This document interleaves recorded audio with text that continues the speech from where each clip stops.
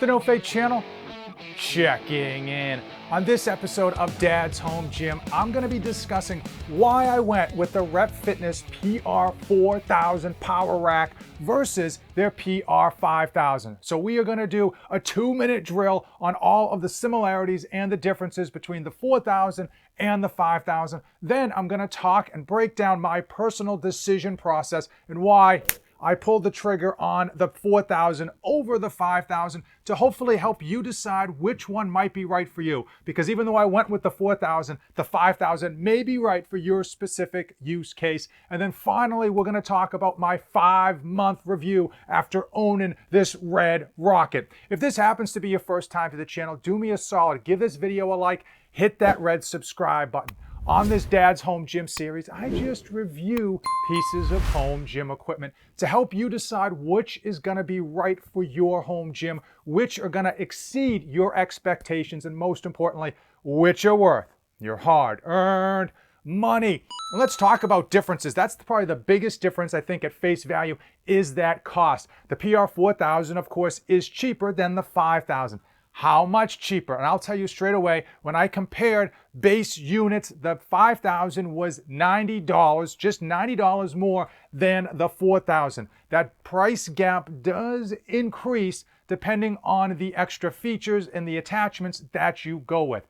Is the juice for the PR5000 worth the squeeze? Well, let's quickly talk about similarities to give you a better perspective when I go over the differences. Both the 4000 and the 5000 made with a 3x3 11 gauge steel construction. Both of them are rated for 1,000 pounds, 750 pounds more than I'm ever going to need. Both of them do have the same color options in both the pylons here and the cross members, and both have the exact same options for your attachments on your pull-up bars, on all your dip stations, on your safeties, and on like your J-cups. All of them are exactly the same. One place that they differ slightly is the depth. Now, the PR4000 has 3 depth options. It has a narrow depth option.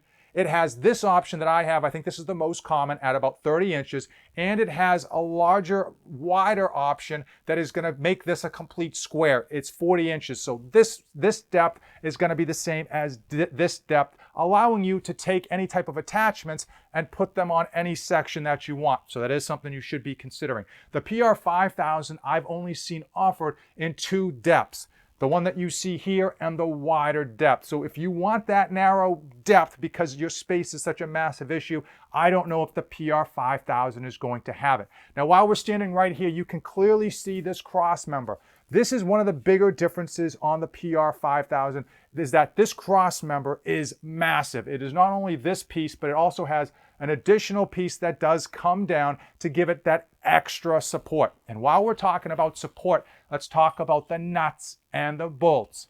Literally. Now, the PR4000, what you see here, comes with a massive nut and bolt construction.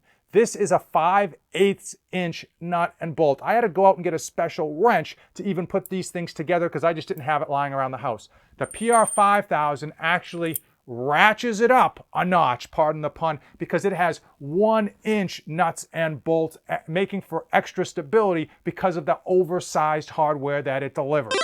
A few more issues that may matter to you depending on your use case have to do with the numbering and the hole spacing. So both the 4000 and the 5000 have laser cut numbers. The 5000 has these numbers on every single hole. Now, the 5000 also has 2-inch hole spacing. What you see here is the 4000. There's 2-inch hole spacing until you get into that bench press sweet spot, and then it gets cut down to 1-inch spacing, allowing you to best adjust your bench pressing height of your bar. If you are considering the 5000, but that 2-inch spacing is something that you're nervous about in the bench press region, do be aware that Rep Fitness has adapted a new version of their holders that will effectively cut the 2-inch spacing down to 1/2 of an inch. So you can pick those up and make this spacing essentially every inch if you want it.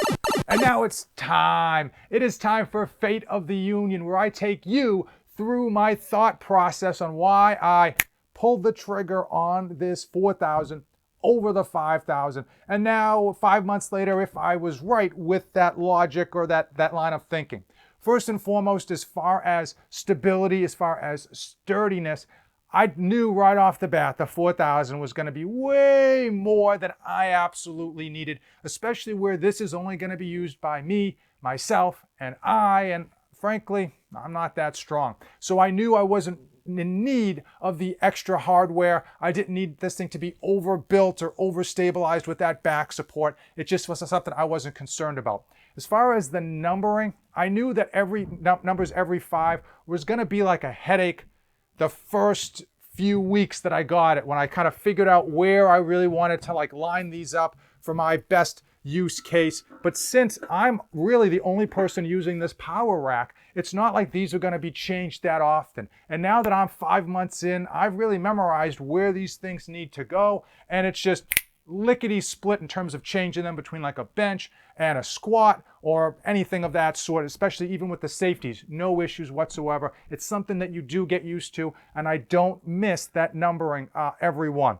As far as the hole spacing, I will be honest, I really enjoy that 1 inch through that bench press region. It is nice to know that Rep Fitness did create the extra attachment to kind of mimic that 1 inch spacing, but it's something I didn't want to have to pay for extra. Now, in terms of money, clearly the 5,000 is more money, but I didn't necessarily concern myself about the money, only because I knew for the long haul, over a long period of time, that money wasn't going to matter. However, I knew the 5,000 was going to be above and beyond overkill on what I needed for my use case. And here, 5 months in, I definitely made the right decision. I can barely keep up with this thing. This thing is absolutely way more than I possibly need for my lifting needs, and I use this thing for everything. Pull-ups, squats, dips, the whole 9 yards, benching, shrugs. If you can think of it, I've done it in this rack.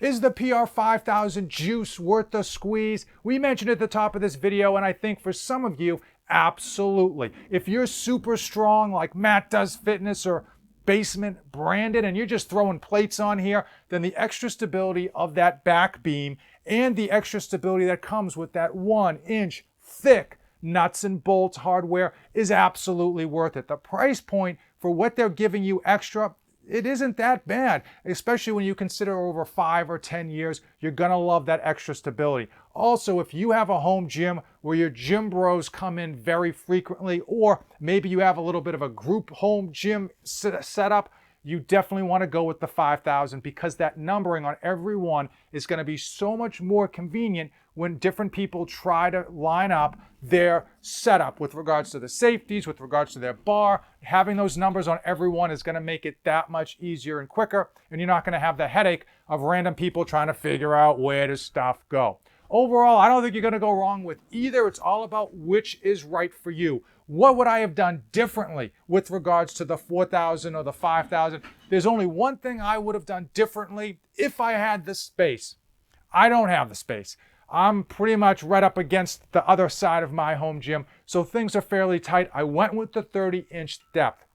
I tell everyone I talk to, if you have the space, go with the 40-inch depth. It allows for every section to be a complete square. Not only are you going to have added stability because it's wider, you're going to be able to take any type of attachment, whether it's a pull-up bar or whatnot, and instead of putting it here, you can put it over here. And it's something that you should be considering. I guarantee you it's going to be something that you're glad you did if you have that extra space. If you came this far in the video, drop any comments down below or any questions that you might have. I'll be glad to get them answered as quickly as possible. While you're down there, check out my affiliate links. I do appreciate when you use those links.